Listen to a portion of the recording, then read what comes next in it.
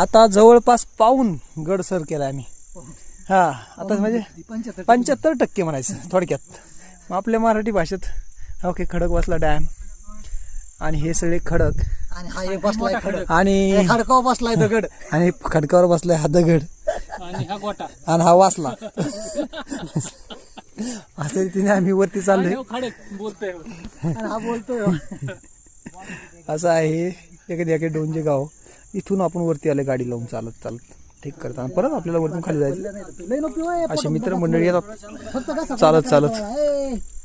चला इथं बाबांचं असे स्टॉल आहेत. लिंबू काकड दही अननस बस काय काय बाबांकडे.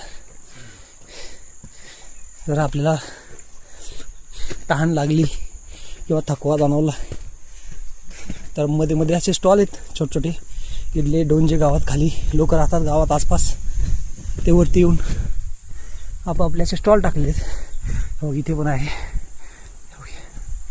असे. आणि हे रिबन्स मगाशी दाखवल्याप्रमाणे आहेत प्रत्येक ठिकाणी.